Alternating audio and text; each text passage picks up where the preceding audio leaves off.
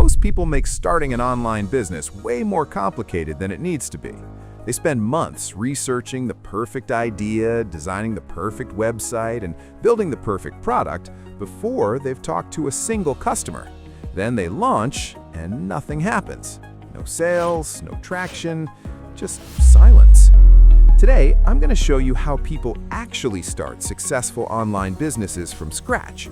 The real-world process that works now and will still work in 2026. Not the theoretical version you read in outdated blog posts. The practical, tested approach used by people who make this work without massive budgets, fancy skills, or revolutionary ideas. I'll also walk you through the most common problems you'll face and exactly how to deal with them before they kill your momentum. Let me start with this. You do not need a genius idea. You do not need thousands of dollars. You do not need special skills you don't have yet. You need to solve one specific problem for one specific group of people who are already looking for a solution. That's it. Most beginners fail not because they're untalented or unlucky, but because they start in the wrong order. They build before they validate, they create before they sell, they invest months into something nobody asked for. So let's fix that. Step 1. Find a specific problem people will pay to solve. You're not looking for a huge, broad market. You're looking for a small group of people with a clear, painful problem. The more specific you get, the easier everything else becomes. Your messaging, your marketing, and your sales. Here's how to find those problems. Go to Reddit and look for communities where people complain. Read through the posts. What keeps coming up again and again? What are people frustrated about? What have they already tried that didn't work? Do the same on Quora. Look for questions that get asked repeatedly, especially ones with emotional language. That emotion signals pain. Next, read reviews of existing products or services in areas you're interested in. Pay close attention to negative reviews. What do people say they wish was different? What features are missing? What complaints show up over and over? You can also use free keyword research tools to see what people are actively searching for. Phrases like "how to fix," "best way to," or "alternative to" are strong signs of demand. Your goal is not to find an empty market. Empty markets usually mean no demand. Your goal is to find a market where people are already spending money, but they're unhappy with the options. Write down 3 to 5 problems you discover, then ask yourself one question. Can I solve this better, faster, cheaper, or easier than what already exists? If the answer is yes, move on. Step 2. Talk to real people before you build anything. This is the step most people skip and later regret. Before you build a product, launch a website, or create content, you need to confirm that people will actually pay for what you're thinking about offering.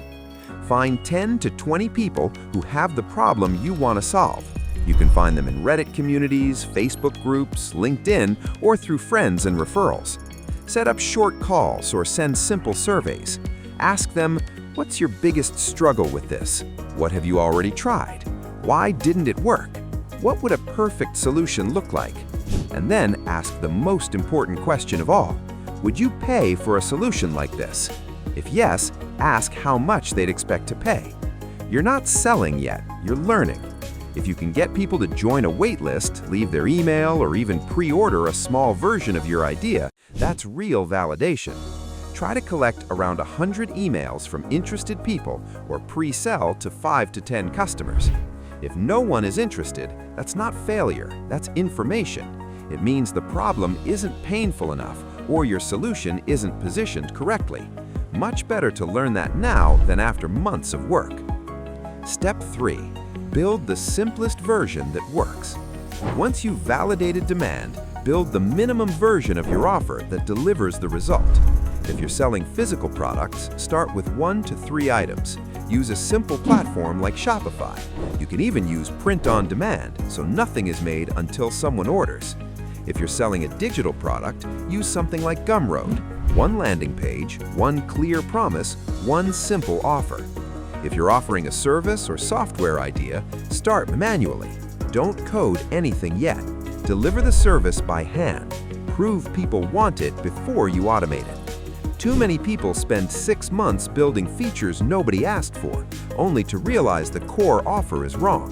Start small, deliver value, get feedback, improve. Step 4.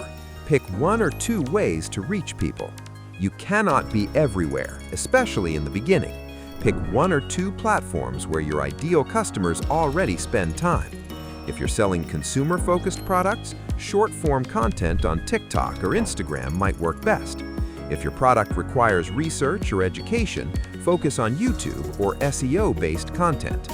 If you're selling to businesses, LinkedIn and direct outreach usually work better. Commit to your chosen channel for at least 90 days. Create a few strong pieces of content that clearly explain the problem and your solution. Then create consistent smaller content that drives people to those main pieces. And from day 1, build an email list. Social platforms can change overnight. Your email is yours. Step 5. Track what actually matters. You don't need complex analytics, just a few key numbers. How many people see your offer? How many buy? That's your conversion rate. How much does it cost to get a customer? How much does the average customer spend? If you have repeat customers or subscriptions, how many stay versus leave? Check these numbers weekly. If something isn't working, you'll see it early. If something works, double down. Ignoring data doesn't make problems disappear, it just delays them. Step 6. Set up basic systems to operate.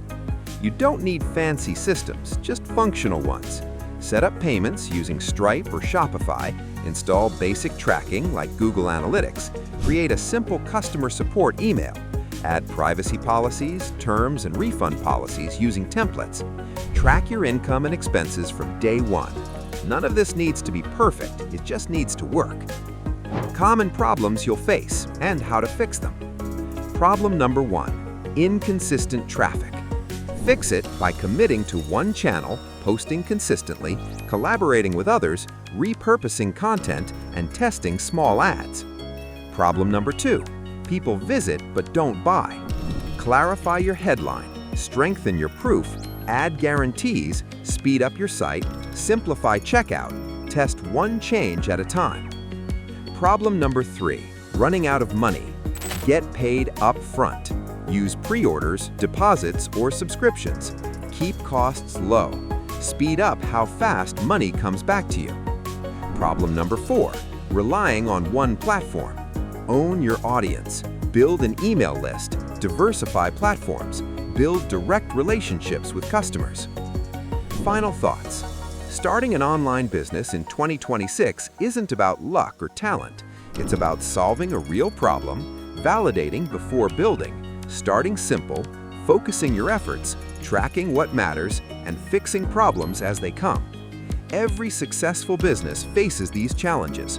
The ones that win aren't problem-free, they just solve problems faster than they create new ones.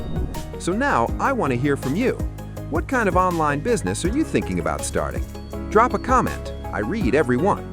If this helped you, subscribe. I post videos like this every week. And if you want a deeper breakdown of the exact system I use, check the link in the description. Thanks for watching. I'll see you in the next one.